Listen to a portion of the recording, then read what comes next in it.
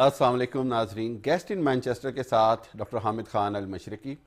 आज मेरे साथ बड़ी खुसूसी नशिस्त है और मकसद जो है हमारे पाकिस्तान से एक बड़े मशहूर, बड़े नामवर, बड़े दानिशवर कालम निगार, सहाफ़ी, प्रोफेसर आए हुए हैं और आप सब उनसे वाकिफ़ भी हैं। और मैं समझता हूँ कि जो उनसे वाकिफ़ नहीं हैं, आज की नशिस्त से उनको उनकी शख्सियत के बारे में और सबसे बढ़कर ये कि इस बात पता चलेगा कि पाकिस्तान के हवाले से उनका क्या तासुरात हैं, पाकिस्तान की सूरत हाल के हवाले से, और ख़ुसूसी तौर पर जो हम यकजहती की, कौमी यकजहती की बात कर रहे हैं।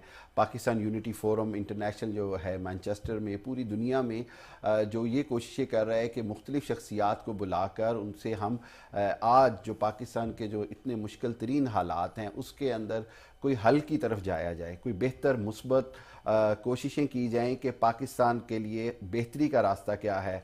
और इस सब के ऊपर आज मेरे साथ शरीक गुफ्तगू हैं पाकिस्तान से आए हुए, खुसूसी तौर पर हमारी दावत पे आए हैं। हम उनके बड़े मशहूर हैं, मशहूर कालम निगार, प्रोफेसर, और आप सब उनको जानते हैं, टीवी पे भी देखते रहते हैं। मोहतरम जनाब तौफीक भट्ट साहब, तौफीक भट्ट साहब, अस्सलाम वालेकुम। बहुत शुक्रिया, आपने इतनी तफसील से मेरे बारे में बताया और मोहब्बत आपकी। नहीं, आपके आने का बहुत शुक्रिया। तो भट्ट साहब, मैं ये समझता हूँ कि आज आप माशाल्लाह मैनचेस्टर में हैं। आप देखते हैं कि बैरून मुल्क पाकिस्तानी जो हैं वो पाकिस्तान के बारे में भी बड़े परेशान हैं, और इसी मकसद के लिए यहाँ पर हमने भी एक इदारा बनाया, पाकिस्तान यूनिटी फ़ोरम, उसके ऊपर भी काम कर रहे हैं। आज पाकिस्तान में कौमी यकजहती की कितनी ज़रूरत है और उसके ऊपर किस अंदाज में काम करना चाहिए? मुश्किल सवाल है, लेकिन मैं ये चाहूँगा कि हम इस पे आज ज़रूर बात करें। बड़ा आसान सवाल है, इसलिए कि ये जो कौमी यकजहती है इसकी आज ज़रूरत नहीं है पाकिस्तान को। ठीक है। पाकिस्तान जब से बना, कौमी यकजहती की पाकिस्तान को ज़रूरत थी। अगर इस बात का एहसास हमारे जो हुक्मरान तबका है, सियासी हुक्मरान है या असली हुक्मरान है, उनको इस बात का एहसास होता बिल्कुल कि पाकिस्तान सिर्फ एक ही सूरत में मुस्तहकम रह सकता है और वो कौमी यकजहती है, तो जब पाकिस्तान बना था उस वक्त से ये सिलसिला शुरू होता और ये सिलसिला अब तक अगर जारी रहता तो एक बहुत ही मजबूत और तवाना पाकिस्तान हर लिहाज से, सियासी लिहाज से नहीं, मुआशी लिहाज से भी और अखलाकी लिहाज से भी एक बड़ा कामयाब और एक मजबूत पाकिस्तान होता। लेकिन बदकिस्मती से कौमी यकजहती का एहसास पाकिस्तान बनने के बाद बहुत कम लोगों ने महसूस किया। ना सिर्फ ये कि हुक्मरानों ने महसूस नहीं किया, बल्कि अवाम में भी इस चीज़ का फुकदान रहा। वो भी फ़िरक़ों में और वो भी तबकों में और वो भी नफ़रतों में जो है वो बटे हुए लोग हैं। और अब तो इसका ये मामला जो है, ये बदकिस्मती या महरूमी जो है, ये अपने अरूज पे पहुंची हुई है। यही और देखिए कि फिर इसका पाकिस्तान को कितना नुकसान हुआ है कि आज मैं इधर मैनचेस्टर में हूँ, इससे पहले मैं यूरोप में था, उससे पहले कई और मुल्कों में मैं जाता हूँ, तो सिर्फ पाकिस्तानी नहीं, मुसलमान भी, चूँकि ये एक मुस्लिम मुल्क है, हम वहाँ पे कैसी मुसलमानियत का मुजाहरा कर रहे हैं ये एक अलग मौजू है।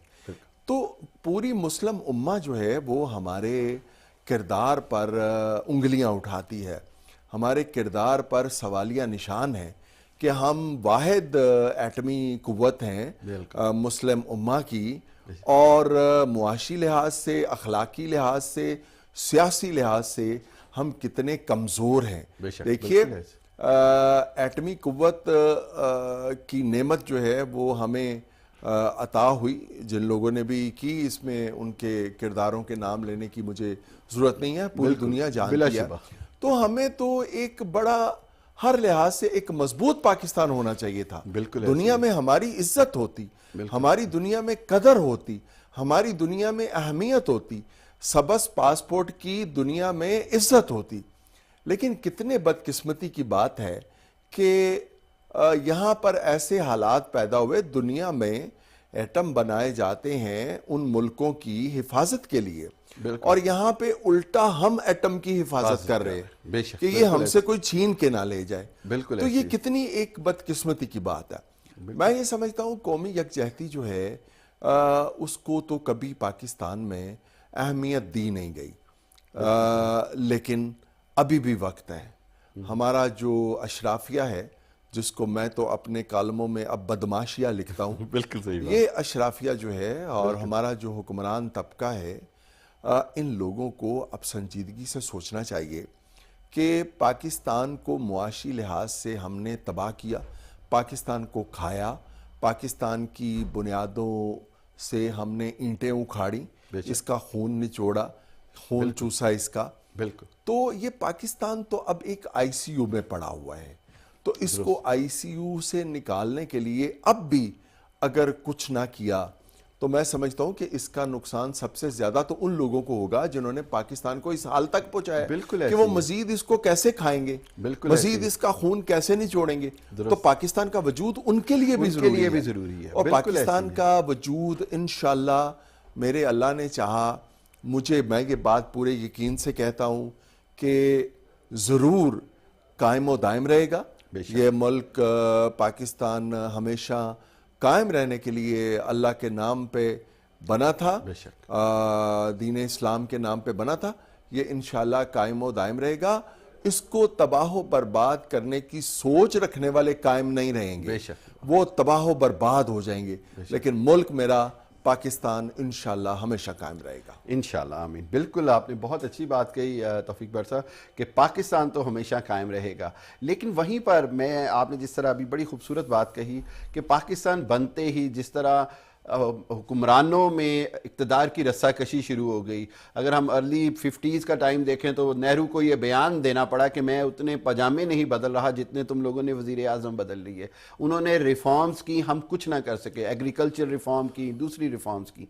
آپ کیا سمجھتے ہیں پاکستان میں چاہے وہ ڈکٹیٹرشپ ہو, 30 سال سے زائد کے اوپر ڈکٹیٹرز کو موقع ملا, اس کے بعد 35-40 سال جمہوریت کے نام پہ جس طرح کی بھی حکومتیں رہیں, کیا آپ نہیں سمجھتے کہ اب جو آئندہ حکومتیں بنتی ہیں یا آتی ہیں ان کی سب سے اولین ذمہ داری کردار سازی نہیں ہے؟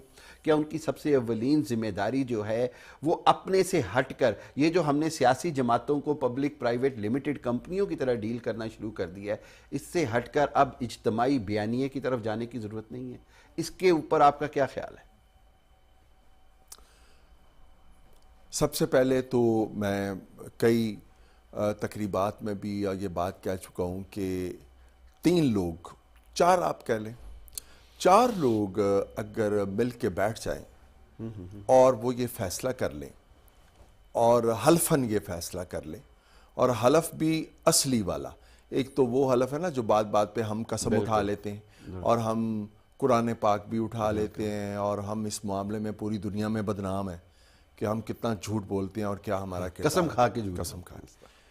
اگر یہ 4 لوگ مل کے بیٹھ جائیں اور یہ حلفاً اقرار کر لیں, معاہدہ کر لیں کہ ہم نے پاکستان کو استحکام کی طرف لے کے جانا ہے, اور ہم نے اس ضمن میں اپنے جو ذاتی مفادات ہیں اور ذاتی معاملات ہیں ان کو اٹھا کے اب پرے پھینک دینا ہے, اب ہمارا ہر عمل پاکستان کے مفاد کے مطابق ہوگا, تو آپ یقین کریں کچھ زیادہ عرصہ نہیں لگے گا, چند دنوں میں پاکستان ترقی کی پہلی سیڑھی پہ چڑھ جائے گا, اور وہ اس ملک کا وزیر اعظم, اس ملک کے آرمی چیف, اس ملک کے چیف جسٹس آف پاکستان اور صدر پاکستان کو بھی شامل کر لیں.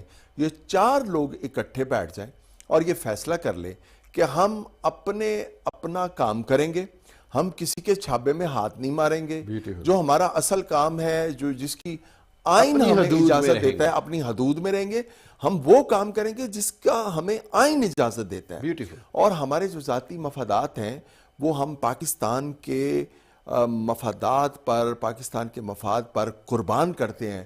تو آپ یقین کریں, میں اب بھی پورے یقین سے کہتا ہوں, لوگ کہتے ہیں کہ جی ابھی پاکستان کو ترقی کرتے ہوئے 100 سال لگیں گے, 200 سال لگیں گے, یورپ میں اور ادھر دوسرے ممالک کا مقابلہ کرتے ہوئے. پاکستان کو اللہ پاک نے اتنا نوازا ہوا ہے ہر لحاظ سے, زراعت کے لحاظ سے, سیاحت کے لحاظ سے, اور ہر حوالے سے پاکستان کو اللہ نے اتنا نوازا ہوا ہے. پاکستان میں لوگ کہتے ہیں جی غربت ایک بہت بڑا مسئلہ ہے. میں کہتا ہوں پاکستان میں غربت مسئلہ نہیں ہے, پاکستان میں اصل مسئلہ نیت کی غربت کا ہے. بے شک ہم نیت کے غریب ہیں. اگر ہم اپنی نیتیں ٹھیک کر لیں اور ہمارا ہر عمل, یہ سوچ لیں, فیصلہ کر لیں کہ ہمارا ہر عمل جو ہے وہ پاکستان کے مفاد میں ہوگا, تو کوئی 100 سال نہیں لگیں گے, کوئی 200 سال نہیں لگیں گے. چند دنوں میں, چند ہفتوں میں, چند مہینوں میں پاکستان جو ہے وہ ترقی کی پہلی منزل تک جو ہے پہنچ جائے گا. لیکن اس میں شرط صرف یہ ہے, اور پھر وہی بات ہے کہ ہماری نیتیں نیک ہونی چاہیے جو کہ دور دور تک کہیں دکھائی نہیں دیتی. بالکل ایسی ہی ہے. جیسے ہم بات کر رہے تھے پچھلی نشست میں بیٹھے ہوئے تھے کہ یہ جو لیڈرشپ کا فقدان ہے, بدقسمتی یہ کہ قحط الرجال لگتا ہے لیڈرشپ کے حوالے سے. لگتا ہے کہ شاید چند نام اگر ہم دیکھتے ہیں سیاسی اس منظر کے اوپر, تو یا تو موروثیت نظر آ رہی ہے, یا آپ والی بات کہ اشرافیہ یا بدماشیہ جو ہے وہ قابض ہے. نوجوان نسل یا کامن مین, میں, آپ, ہم جیسے ہم اندرون شہر سے, لاہور سے ہیں, ہمارا ایک اپنا ایک سیاسی شعور ہے, سب کچھ ہے, لیکن یہ لیڈرشپ اوپر کیوں نہیں آ پاتی؟ یہ لیڈرشپ کہاں غائب ہو گئی ہے؟ بدقسمتی ہے, پاکستان میں لیڈرشپ پیدا ہی نہیں ہونے دی گئی. جو بھی لیڈر بننے کی کوشش کی, یا جس میں قدرتی طور پر لیڈر بننے کی صلاحیت تھی اور اس نے اپنے اعمال سے ثابت کیا کہ وہ ایز اے لیڈر آگے جا سکتا ہے, اس کو مار دیا گیا. اور پاکستان میں بدقسمتی سے, چاہے وہ انٹرنیشنل اسٹیبلشمنٹ ہے, چاہے وہ ہماری اسٹیبلشمنٹ ہے, انہوں نے پاکستان میں لیڈرشپ پیدا ہی نہیں ہونے دی. اور آپ دیکھیے کہ کتنا بڑا المیہ ہے, ایک ایٹمی قوت ہے پاکستان, ایک کتنا بڑا ملک ہے, اس کا نام ہے پوری دنیا میں, لیکن آپ یہ 3-4 لوگوں کو آپ نکال دیں, یہ وہی بار بار وہی چہرے ہیں. نواز شریف ہے, عمران خان ہے, شہباز شریف ہے, زرداری ہے, بلاول ہے, یہ 4-5 لوگوں کے علاوہ آپ مجھے بتائیں کہ ہمارے پاس پیچھے کیا ہے.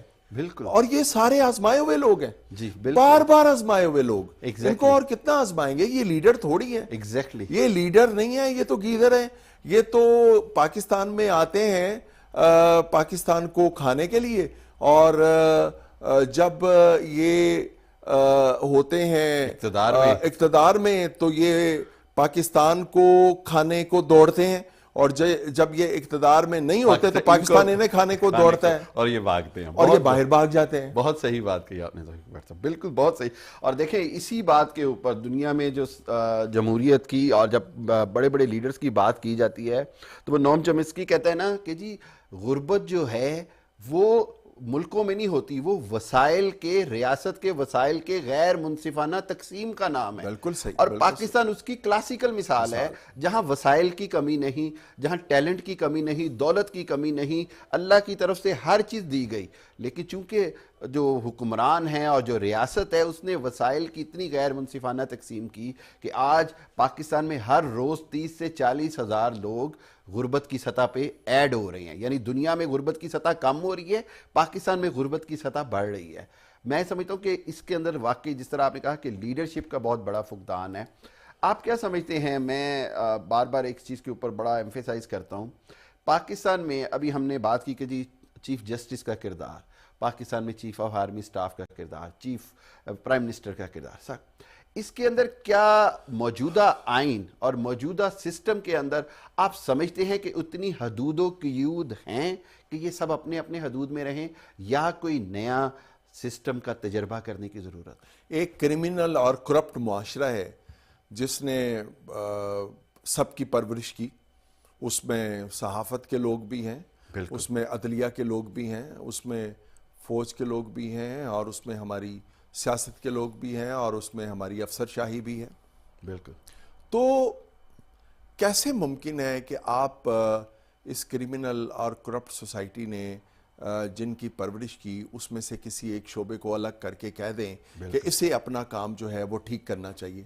یہ جب ٹھیک ہوگا نا, پورے کا پورا سسٹم ٹھیک ہوگا. یہ من حیث القوم آپ نے کہا, میں تو من حیث الہجوم کہتا ہوں. من حیث القوم تو ہے ہی نہیں, رہ نہیں گئے نا, اب تو من حیث الہجوم ہے. میں یہ سمجھتا ہوں ہماری ایک بہت بڑی بدقسمتی ہے کہ ہم کوئی بھی کسی بھی شعبے میں، چاہے وہ عدلیہ میں آتا ہے، چاہے وہ فوج میں آتا ہے، چاہے وہ سیاست میں آتا ہے، ہم ان سے بہت سی توقعات وابستہ کر لیتے ہیں یہ سوچے سمجھے بغیر کہ اس کی پرورش بھی اسی کرمنل اور کرپٹ سوسائٹی نے کی ہے جس نے ہماری پرورش کی ہے، تو ہم اس سے بہت زیادہ امیدیں وابستہ کر لیتے ہیں۔ تو وہ پھر ہمارے ساتھ وہی ہوتا ہے جو عطر شاہ خان کا ایک بڑا خوبصورت شعر ہے کہ ہم نے پھولوں کی آرزو کی تھی، آنکھ میں موتیا اتر آیا۔ تو ہم پھولوں کی آرزو کرتے ہیں، عدلیہ کے لوگوں کے حوالے سے بھی، اپنی سیاست کے لوگوں کے حوالے سے بھی، اپنی فوج کے لوگوں کے حوالے سے بھی، اور ہماری آنکھ میں ہمیشہ موتیا ہی اترا ہے۔ تو اب کے بار جو چیف جسٹس پاکستان آئے ہیں قاضی فائز عیسیٰ صاحب، ان سے بھی ہم نے بہت سی توقعات وابستہ کر لی ہیں۔ یہ سارے چھوٹے چھوٹے چیزیں ہیں جن پہ لوگ تنقید کر رہے ہیں کہ جی انہوں نے اپنی حلف کے وقت اپنی بیگم کو ساتھ کیوں بٹھا لیا، کسی کیس کی سماعت کی لائیو کوریج ہونی چاہیے، لائیو کوریج نہیں ہونی چاہیے، کسی کا اردو میں جو ہے وہ ہونا چاہیے، پنجابی میں ہونے چاہیے۔ یہ ساری بہت سطحی باتیں ہیں۔ بالکل صحیح۔ اصل چیز جس پہ چیف جسٹس صاحب کو فوکس کرنا چاہیے کہ ان کا اصل کام کیا ہے، اصل کام ان کا یہ ہے کہ لوگوں کو انصاف کی فوری فراہمی بلا تفریق۔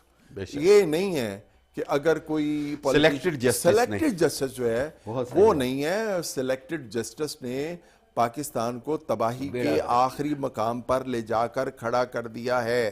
گو کہ چیف جسٹس صاحب کے پاس وقت کم ہے، یہاں پہ تو جو 4 5 سال 3 سال چیف جسٹس رہے وہ کچھ نہیں کر سکے، بدنیت لوگ تھے بنیادی طور پہ، میں کہوں گا کچھ کرنے نہیں چاہتے تھے، اور اگر کرنا چاہیں آپ کچھ تو 1.25 سال بھی بہت عرصہ ہوتا ہے، 13-14 مہینے بھی بہت عرصہ ہوتے ہیں، اور اگر کچھ نہ کرنا چاہیں تو آپ کسی کو 10 سال چیف جسٹس رکھ لیں، کچھ بھی نہیں کریں گے وہ۔ بالکل ہے، اور ہمارے ہاں تو روایت ہے کہ جی 100 دن کا کہا جاتا ہے کہ جی میں 100 دن میں دنیا بدل دوں گا، تو یہاں تو 1.25 سال 1.5 سال مل رہا ہے، تو بہت کچھ ڈیلیور ہو سکتا ہے۔ چیف جسٹس صاحب کا سب سے بڑا امتحان یہ ہے کہ انہوں نے کہا ہے کہ میں آئین کے مطابق چلوں گا، میری 90 روز میں الیکشن، میری دعا ہے وہ آئین کے مطابق چلیں، اور سب سے بڑا اور پہلا فیصلہ تو 90 روز میں الیکشن کا ہے، جو اگر واقعی وہ آئین کے مطابق چلے تو مجھے یقین ہے کہ وہ اگر کوئی درخواست یا کوئی چیز ان کے پاس آتی ہے،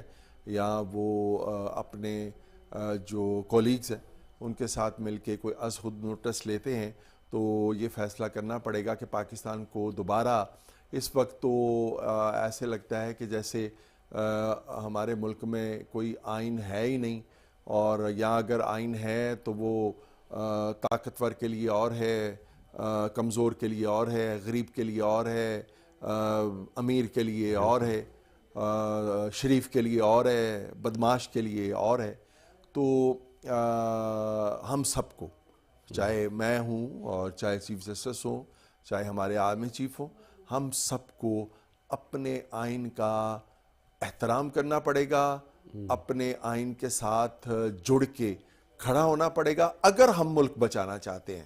بالکل، اگر نہیں بچانا چاہتے تو پھر جیسے ہم لگے ہوئے ہیں ویسے ہم لگے رہیں گے۔ بالکل صحیح کہا آپ نے، بڑی صحیح بات کہی۔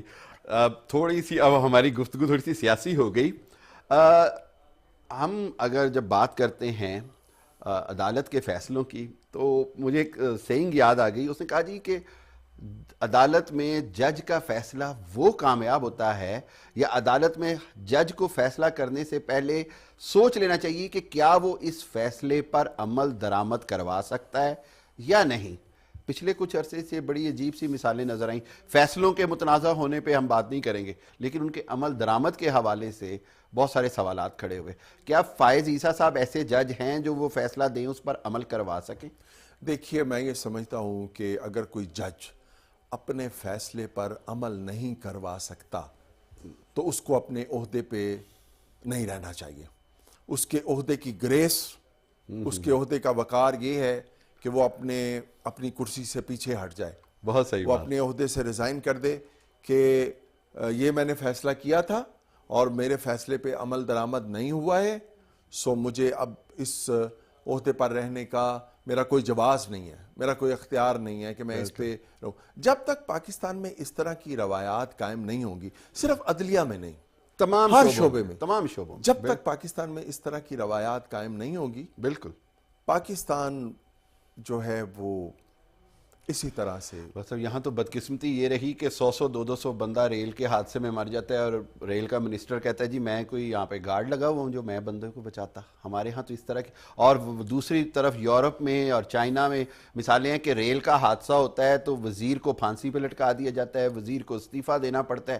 یہ کتنا بڑا تضاد ہے. آپ ریلوے کے حادثے کی بات کرتے ہیں، ناروے میں ایسا بھی ہوا کہ ناروے کے ایک منسٹر نے اپنا جو سرکاری پیڈ تھا، جو پیج ایک سرکاری، اس پہ ایک پرسنل کسی کو جو ہے وہ نوٹ لکھ دیا، ٹھیک ہے، اور عدالت میں انہیں طلب کیا گیا کہ آپ نے ایک سرکاری کاغذ ایک ذاتی مقصد کے لیے کیوں استعمال کیا.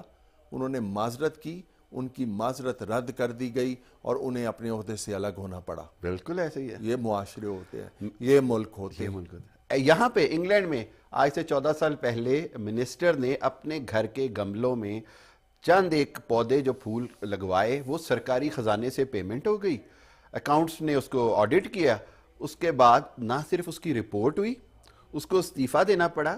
اس کے بعد توفیق بٹ صاحب اس کے محلے داروں نے گھر کے باہر ایک نوٹ لگا دیا کہ یہ شریفوں کا محلہ ہے، کرپٹ لوگوں کی یہاں گنجائش نہیں. اور اس کو اس محلے کو گھر چھوڑ کے وہاں سے جانا پڑا. گملے سرکاری کوئی $20 کے، £30 کے. معاشرے تو ایسے مثالیں دیتے ہیں. اور ہم جو حضرت عمر فاروق کی ریاست کی، مدینہ کی ریاست کی، ہم جو اسلام کے مساویانہ سلوک کی بات کرتے ہیں، آج ہم کہاں کھڑے ہیں اور یہ کہاں کھڑے ہیں. یہ تو زمین و آسمان کا فرق ہے. منافقت ہے نا جی. پاکستان کو جہاں اور بہت ساری چیزوں نے، بہت ساری لعنتوں نے بہت نقصان پہنچایا، کرپشن، دہشت گردی، بے روزگاری، ناانصافی، ظلم، جھوٹ،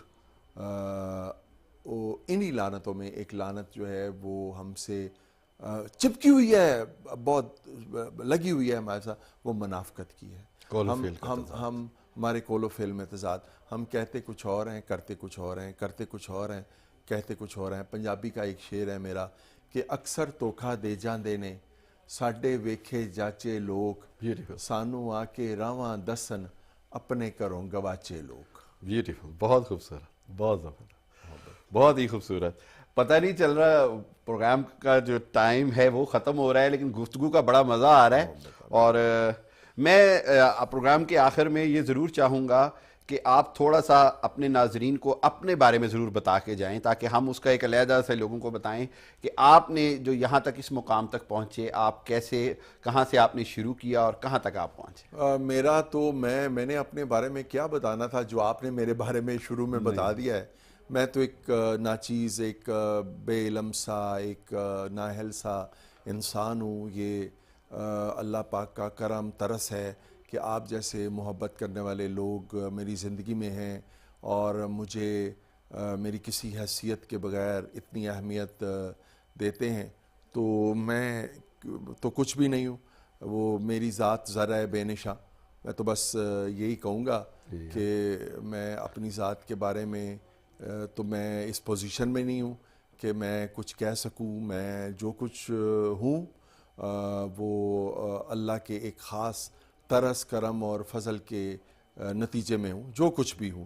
اور میری کوشش ہوتی ہے کہ میں جو اللہ کا ترس، فضل اور کرم ہے، کوئی میرے سے ایسا عمل سرزد نہ ہو جائے کہ جس سے اللہ اپنے ترس، کرم اور فضل اور رحمت سے ہاتھ کھینچ لے. بس میں اسی اندیشے کا، ڈر کا، خوف کا شکار رہتے ہوئے اپنی زندگی بسر کرتا ہوں.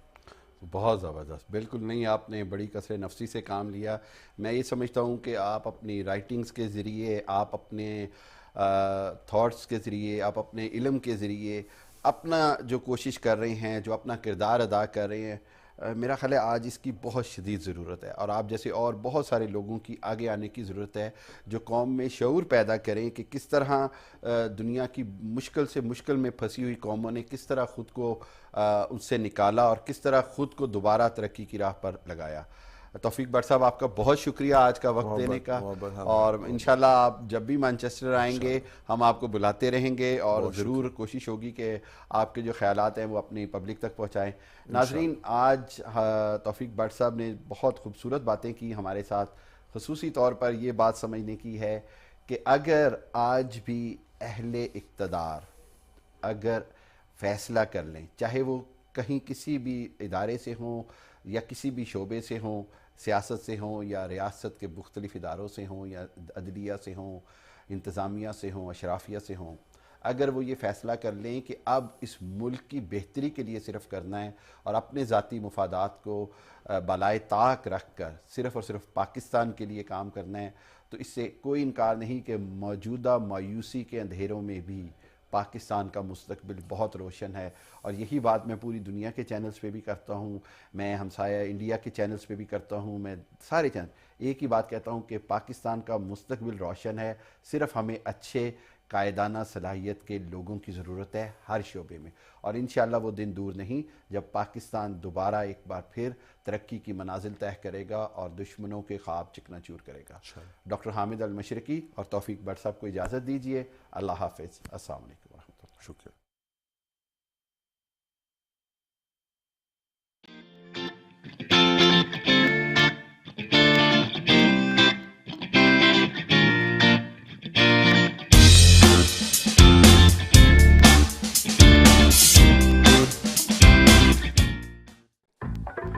Please volume track का volume